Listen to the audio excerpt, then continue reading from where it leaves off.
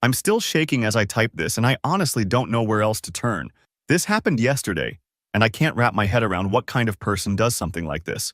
My mother died last Thursday after a 2-year battle with cancer. Anyone who's been through this knows how exhausting and emotional the whole process is. The hospital visits, the treatments that don't work, watching someone you love just fade away. My wife Cindy seemed supportive through everything, always encouraging me to spend time with Mom, telling me the kids understood why Daddy was gone so much. The funeral was scheduled for yesterday at 2 p.m.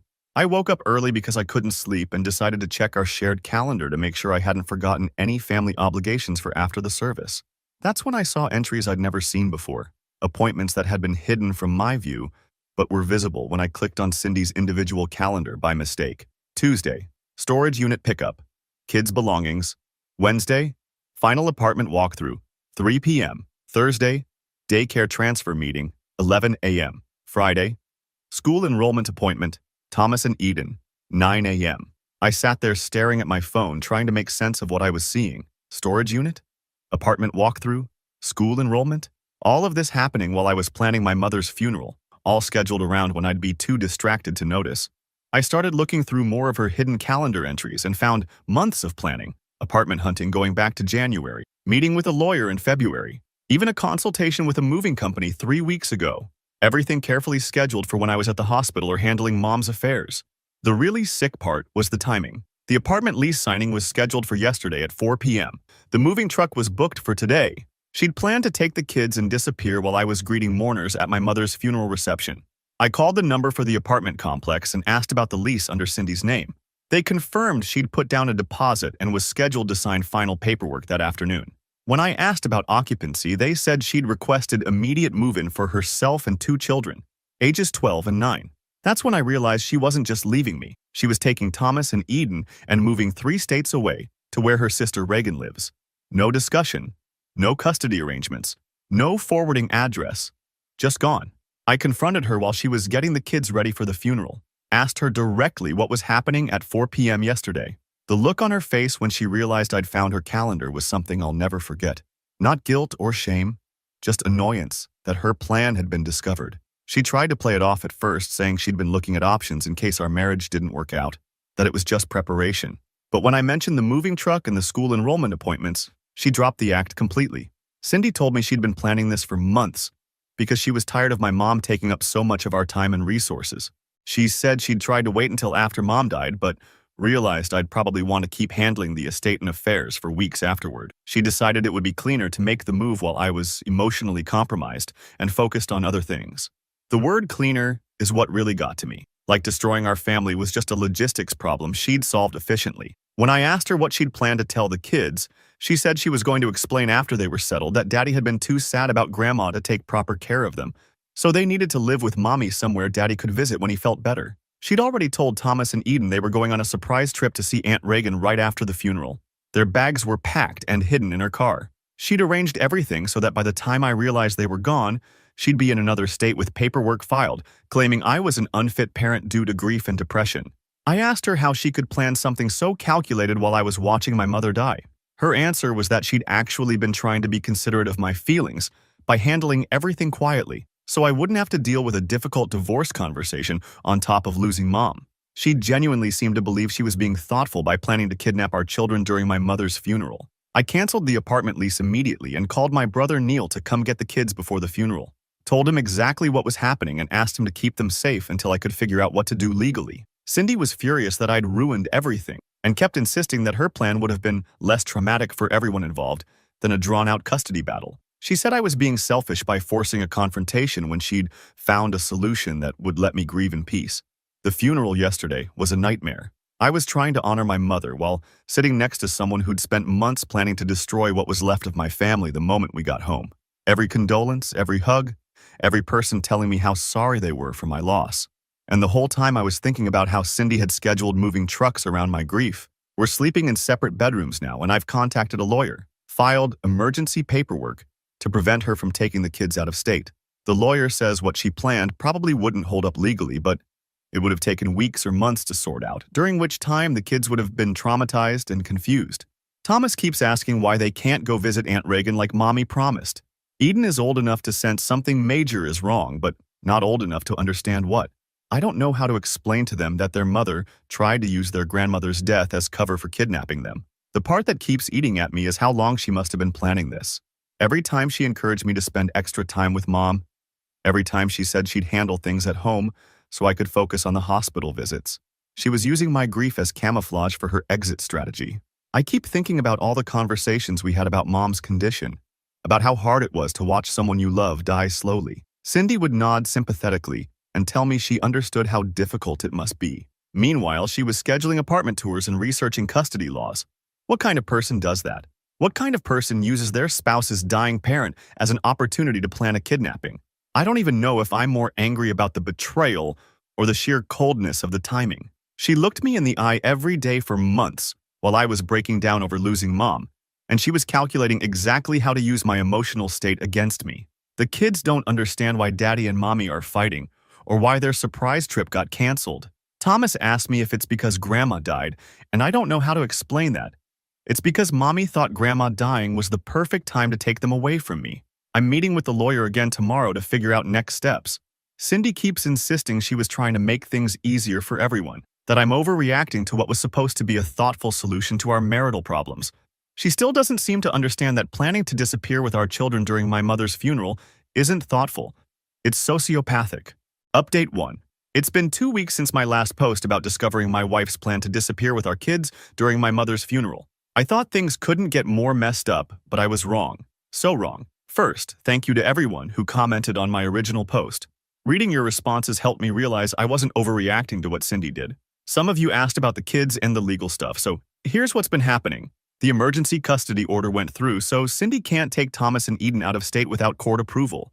My lawyer said the judge was pretty disturbed by the timing of her planned departure. Apparently, scheduling a move during your spouse's parents' funeral raises some red flags about parental judgment. But that's where things started getting complicated. Cindy called her parents Julian and Lena the day after I filed the emergency order, and she gave them a very different version of events. According to her story, I've been emotionally distant for months. She was afraid I was having some kind of breakdown after mom's death, and she was trying to protect the children from an unstable home environment. Julian called me 3 days ago demanding to know why I was using the legal system to trap his daughter in an abusive marriage. He said Cindy had told them I'd been neglecting the kids while spending all my time at the hospital, that I'd been drinking heavily since mom got sick, and that she was worried about my mental state. I've known Julian for 15 years. This is a man who taught me how to change my car's oil, who helped me install our kitchen cabinets, who cried at our wedding. And he was talking to me like I was some kind of monster who beats his wife and terrorizes his children. The conversation was brutal. Julian kept demanding to know what I'd done to make Cindy so afraid that she felt like she had to flee the state. When I tried to explain about the secret planning and the timing around mom's funeral, he said that sounded exactly like something an abusive husband would say to justify controlling behavior. He told me that Cindy had been calling them for months talking about how worried she was about my drinking and my anger issues. She'd apparently told them I'd been having violent outbursts and that she was scared to bring up divorce because she didn't know how I'd react. The drinking thing especially made me mad because it's complete garbage. Yeah, I had a few beers after particularly rough days at the hospital, but I wasn't drinking any more than usual. Certainly not enough to be considered a problem. But apparently Cindy had been building this narrative with her family for months. I asked Julian why. If all this was true, Cindy hadn't tried to get help or suggested counseling or done literally anything besides secretly planning to kidnap our children. His answer was that she'd been afraid to confront me directly because unpredictable men sometimes escalate when they feel cornered. When I pointed out that she'd managed to confront me just fine when her plan got discovered, he said that proved she'd been right to be scared, because look how angry I got when she tried to leave safely. The circular logic was making me crazy. Everything I said to defend myself was being used as evidence that I was the kind of person who needed to be defended against. If I stayed calm, it meant I was manipulative. If I got frustrated, it meant I was volatile. There was literally no response that wouldn't confirm their existing opinion. Lena got on the phone toward the end of the conversation, and she was even worse. She told me that she'd always wondered about some of my behaviors, that she'd noticed how I liked to be in control of family finances and decisions. She said Cindy had confided in her about feeling like she couldn't make choices without my approval. This was news to me because Cindy makes plenty of decisions without talking to me first. She bought a new car last year without even mentioning she was looking. She signed the kids up for activities, planned vacations, redecorated rooms. The idea that she was some kind of oppressed wife who couldn't make independent choices was insane. But Lena had specific examples ready. She mentioned the time 2 years ago when Cindy wanted to go back to work part-time and I'd suggested waiting until Thomas was older. She brought up how I usually drive when we go places as a family. She even mentioned that I tend to order for the table when we go out to restaurants. All of these things were being reframed as evidence of controlling behavior. Never mind that Cindy and I had discussed her going back to work and mutually decided it made more sense to wait. Never mind that I drive because Cindy hates highway driving and asked me to. Never mind that I order for the table because I'm good at coordinating group orders and everyone appreciates not having to figure out what they want. Every normal married couple dynamic was being presented as proof that I was some kind of domestic tyrant. The worst part was that I could hear how it sounded from their perspective. If you already believe someone is controlling, then normal relationship behaviors start looking sinister. Cindy had apparently been poisoning the well for months, carefully building a case against me using perfectly innocent interactions. I tried to show them the calendar evidence, the apartment lease, the moving truck reservation, all timed around Mom's funeral. Julian said that timeline actually supported Cindy's story because it showed she was desperate enough to take drastic action, which meant she must have been really afraid of how I'd respond to a normal divorce conversation. When I asked why she'd tell the kids they were going on a fun trip to see Aunt Reagan instead of explaining that Mommy and Daddy were having problems, Lena said that was exactly what a protective mother should do to avoid traumatizing children during a dangerous situation. They'd turned everything upside down. The secret planning wasn't deceptive. It was protective. The timing wasn't cruel. It was strategic. The lies to the children weren't manipulation. They were age-appropriate crisis management. I hung up feeling like I was losing my mind. These are people who've known me for over a decade, who've watched me be a father and husband, who've seen how I interact with my family. But Cindy's version of events was so detailed and consistent that they were choosing to believe I'd been secretly abusive for years. The really sick part is that I started questioning myself. When someone you trust tells you that multiple people are saying you're controlling and volatile, you start wondering if you're missing something about your own behavior. Maybe I do make too many financial decisions. Maybe I am too quick to dismiss Cindy's ideas. Maybe there's a pattern I don't see. But then I talked to my brother Neil, who knows our family better than anyone. He was furious when I told him what Julian and Lena had said. Neil pointed out that he's seen me and Cindy together at family gatherings for years, that he's watched how we parent the kids, that he's never seen anything remotely resembling the controlling behavior her parents were describing. Neil also reminded me that Cindy had never mentioned being unhappy with our marriage until literally the day I discovered her escape plan. No complaints about feeling controlled, no requests for more independence, no suggestions that we needed to work on our communication. If she'd been building resentment for months, she'd been hiding it completely.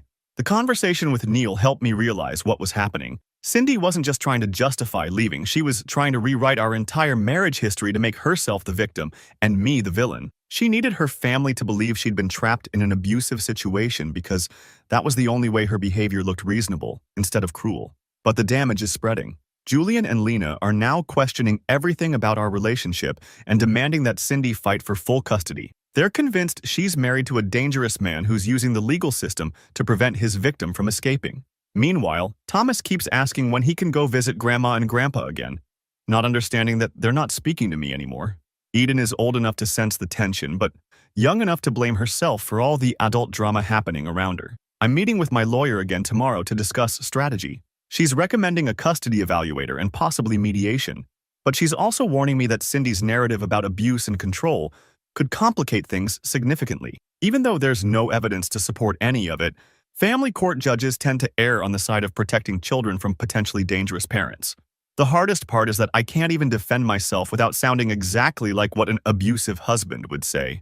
I never hurt her, and she's making it all up, are literally the most predictable responses from someone who actually is abusive. There's no way to prove a negative, especially when the accusations are about emotional patterns rather than specific incidents. Cindy seems to understand this perfectly. She's not accusing me of hitting her or threatening her. She's painting a picture of subtle control and emotional manipulation that's almost impossible to disprove. It's sophisticated in a way that makes me wonder how long she's been planning this whole narrative. What really gets me is that she's using my grief against me. Every day I spent at the hospital with my dying mother is being reframed as evidence that I was neglecting my family. Every difficult conversation we had about medical decisions or funeral arrangements is being presented as proof of my unstable emotional state. She's managed to turn the most painful experience of my life into ammunition for destroying our family, and she's doing it so skillfully that even people who love me are starting to doubt what they know about who I am. I don't know how to fight someone who's willing to lie this comprehensively about our entire relationship. Every memory, every interaction, every normal married couple moment is being weaponized against me. And the scarier part is that it's working. Update 2. It's been 3 weeks since my last update about Cindy trying to disappear with our kids during my mom's funeral. The custody evaluation is moving forward, and her family is still convinced I'm some kind of abuser. But I finally found out what's actually been going on. And honestly, I wish I hadn't. So remember how Cindy had been building this whole narrative with her parents about me being controlling and emotionally unstable? Well, it turns out that wasn't just preparation for her escape plan. She's been having an affair for the past 8 months. And she needed everyone to believe I was a terrible husband so that when she left me for another man, it would look like she was fleeing abuse rather than cheating. I found out completely by accident. Thomas had been asking to video chat with his cousin Jack, who's Reagan's son. Reagan is Cindy's sister who lives in the state where Cindy was planning to move, so I set up a call between the boys. And Jack mentioned how excited he was that his new Uncle Neil was going to teach him to fish when Aunt Cindy and the kids moved there. Uncle Neil, not Uncle Thomas or Uncle Daddy's name. Uncle Neil. I asked Thomas to ask Jack more about Uncle Neil, trying to keep my tone casual. Turns out Uncle Neil has been living with Aunt Reagan for about 6 months now. He's really fun and brings the kids presents. Jack was looking forward to having more cousins to play with when Thomas and Eden moved there permanently. After the call, I confronted Cindy directly about Uncle Neil. Her face went completely white when I said the name. She tried to brush it off, saying Reagan had been dating someone named Neil, and the kids had gotten confused about the relationship. But I pressed her on it. I wanted to know why Jack thought Uncle Neil was specifically connected to our kids moving there. Why he'd mentioned that Uncle Neil had helped Aunt Reagan find a bigger apartment.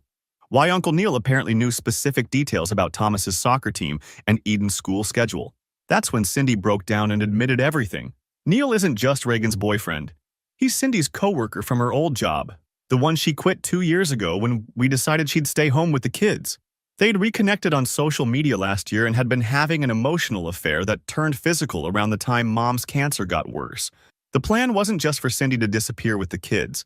Neil had already moved in with Reagan specifically to help facilitate Cindy's relocation.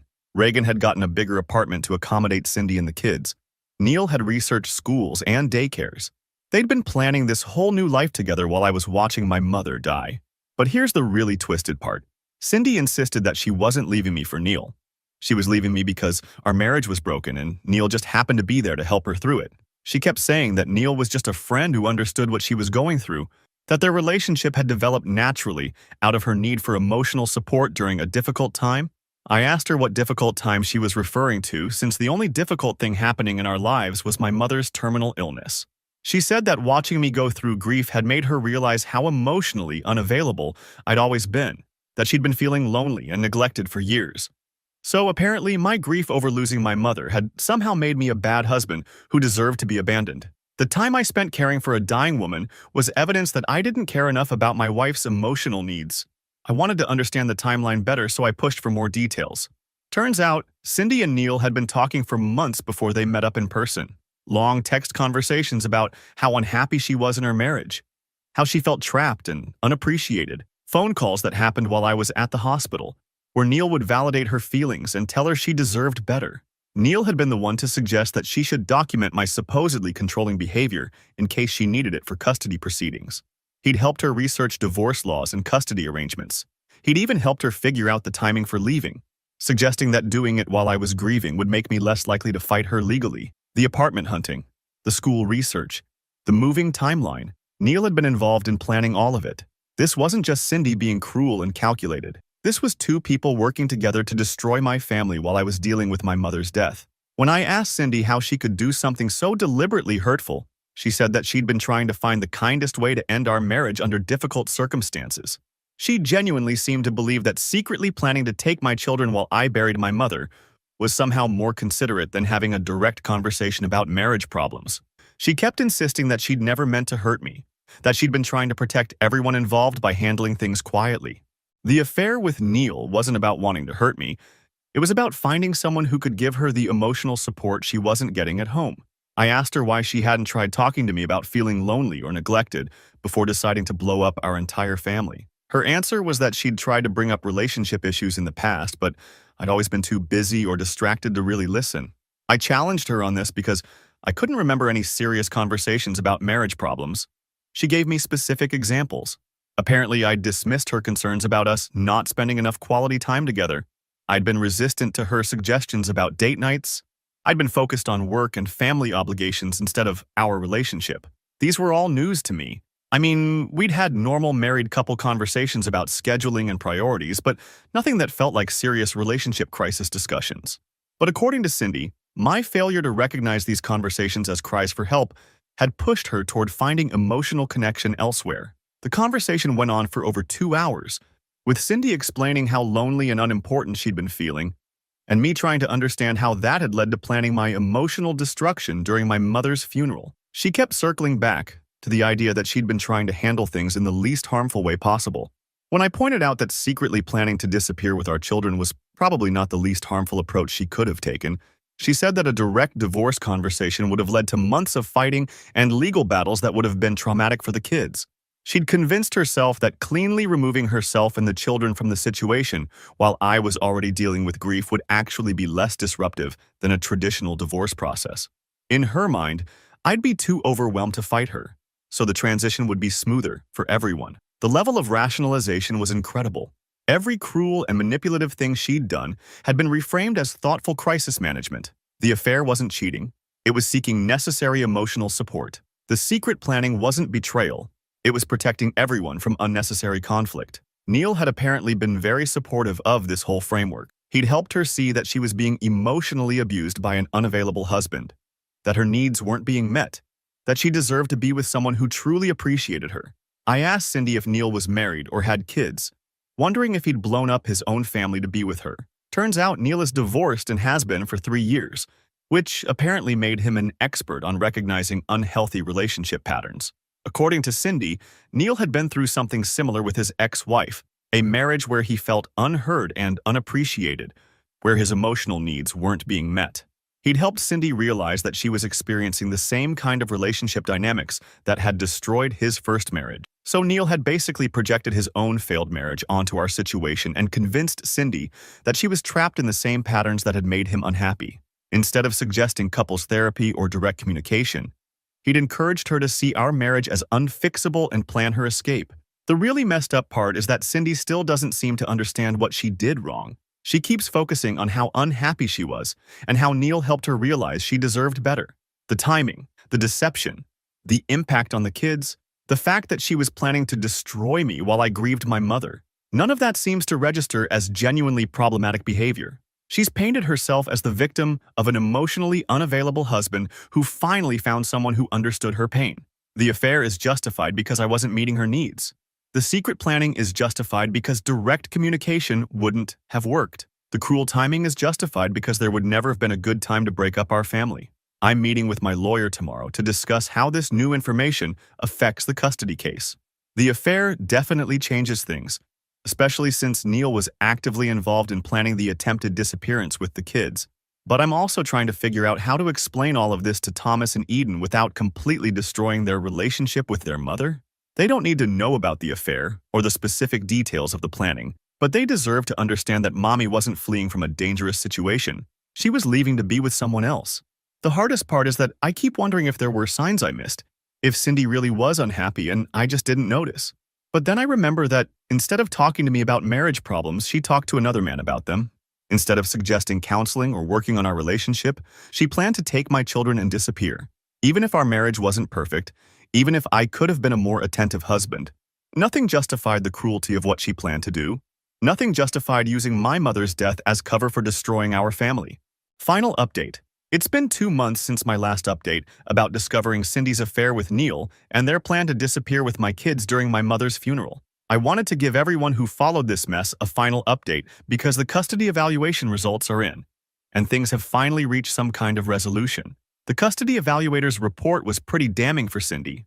Apparently, planning to relocate children across state lines without the other parent's knowledge, especially during a family crisis, raises significant concerns about parental judgment and the ability to co-parent effectively. But what really sealed things was when the evaluator interviewed Thomas and Eden separately. Kids notice more than we think they do, and both of them had picked up on details about the planning that Cindy didn't realize they'd observed. Eden told the evaluator that Mommy had been packing their clothes in secret for weeks before Grandma's funeral, putting things in bags that she hid in the basement. Thomas mentioned that Mommy had been making lots of phone calls to Uncle Neil while Daddy was at the hospital, and that she'd told them they were going to start at a new school that would be much more fun than their current one. The evaluator also interviewed Reagan and Neil, which was where things got really interesting. Reagan apparently had no idea that Cindy was planning to leave without telling me. She thought we were getting divorced and that Cindy was moving out with the kids after everything was settled legally. When Reagan found out that Cindy had been planning to disappear with Thomas and Eden while I was at my mother's funeral, she was horrified.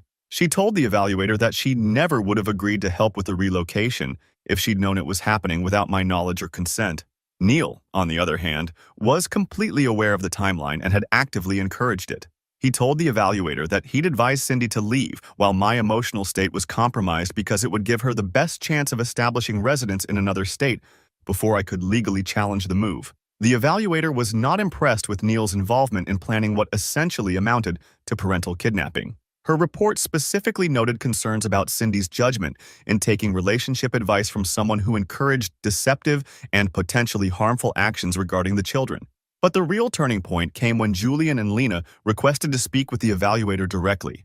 They'd been having doubts about Cindy's version of events ever since some of the timeline details started not making sense.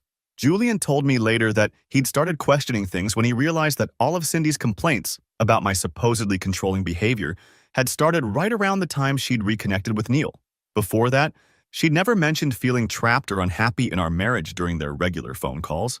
Lena had been bothered by the fact that Cindy couldn't provide specific examples of my alleged emotional abuse beyond normal married couple disagreements about scheduling and finances.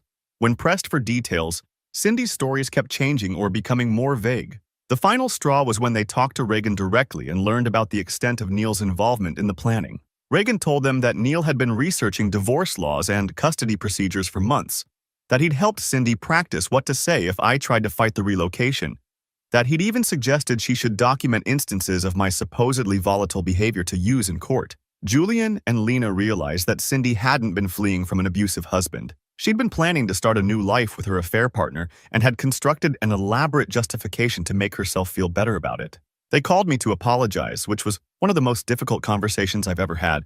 Julian was crying when he admitted that he'd believed Cindy's version of events because he couldn't imagine his daughter being capable of something so cruel and calculated. Lena said the hardest part was realizing that they'd attacked me for trying to protect my children from being taken away without warning, while supporting Cindy for planning something that would have traumatized Thomas and Eden. The custody arrangement that came out of all this gives me primary physical custody, with Cindy getting alternating weekends and one evening per week. She's also required to complete co-parenting classes and individual counseling before the arrangement can be modified. The judge was particularly concerned about the deception involved in the original plan and wanted to ensure that any future decisions about the children's living arrangements would be made transparently and in their best interests. Cindy was furious about the custody decision and tried to argue that it was punishment for her affair rather than a reflection of her parenting capabilities. But the evaluator's report made it clear that the concern wasn't about her relationship with Neil. It was about her willingness to make major decisions affecting the children without considering their father's rights or their own emotional well-being. The financial aspects of the divorce are still being worked out, but my lawyer expects things to be settled within the next few months. Cindy won't get the clean break she was planning when she thought she could disappear with the kids, but she'll get a fair division of our marital assets. Neil and Cindy are still together, and they're planning to get married once our divorce is final. Reagan told Julian and Lena that she's concerned about their relationship dynamic because Neil seems to encourage Cindy's tendency to avoid difficult conversations and blame other people for problems that require her to take responsibility. But that's not my problem anymore. My focus is on helping Thomas and Eden adjust to our new normal and making sure they maintain a relationship with their mother despite everything that's happened. The kids are doing better than I expected. Eden understands more about what happened than Thomas does, but both of them seem relieved that there's no more uncertainty about where they'll be living or whether they'll have to change schools. Thomas still asks about Uncle Neil sometimes, but he's stopped asking when they're going to move to Aunt Reagan's house. Eden has been more direct about her feelings, telling me that she's glad she doesn't have to keep Mommy's secrets anymore. They spend their weekend visits with Cindy, and those seem to go okay most of the time. Cindy has been good about not discussing adult relationship issues with them or trying to justify her actions. I think she's finally starting to understand that her choices affected them too. Not just me, my relationship with Julian and Lena is slowly rebuilding. They've been making an effort to spend time with Thomas and Eden, and they've been respectful about not pushing their own guilt about the situation onto the kids. Julian told me recently that he's been thinking a lot about how easy it was for him to believe that I was capable of emotional abuse, even though he'd never seen any evidence of it in 15 years of knowing me. He said it made him realize how dangerous it can be to accept someone's version of events without asking hard questions. For me, the hardest part of this whole experience has been accepting that Cindy genuinely believed her approach was reasonable. Even now, I don't think she fully understands why planning to disappear with our children during my mother's funeral was cruel rather than practical. She still frames the whole situation as a relationship that wasn't working out rather than a betrayal that involved months of deception and manipulation. In her mind, she was solving a problem efficiently rather than causing trauma that will affect our family for years. I've learned that some people are capable of convincing themselves that almost anything is justified if it gets them what they want. Cindy wanted a new life with Neil, and she was willing to construct whatever narrative made that feel acceptable, regardless of the impact on me or the kids. The good news is that Thomas and Eden are resilient, and they have a lot of people who love them and want what's best for them. We've all learned to communicate more directly about problems instead of letting things fester until they explode. I'm not dating anyone yet, but I'm not opposed to the idea eventually. This experience taught me a lot about red flags I missed the first time around, and about the importance of being with someone whose approach to problem solving aligns with your own values. The divorce should be final within the next month, and then we can all move forward with clear boundaries and realistic expectations about what kind of relationship we can maintain as co-parents. I don't hate Cindy, which probably sounds strange given everything she did, but I understand now that we were never as compatible as I thought we were. I was married to someone who saw deception as a valid problem-solving strategy, and that's not something that can be fixed with better communication. The most important thing is that my kids are safe and stable, and they know that both of their parents love them even though we can't be married to each other anymore. That's probably the best outcome we could have hoped for given how everything started. To everyone who commented on my previous posts with support and advice, thank you. Reading your responses helped me realize that I wasn't overreacting to what felt like a complete betrayal of trust, and that protecting my children from being taken without warning was the right thing to do regardless of how it affected my relationship with Cindy's family. The whole experience has been exhausting and heartbreaking, but it's also taught me that I'm stronger than I thought I was, and that my kids are going to be okay, even though their family doesn't look like what we all planned.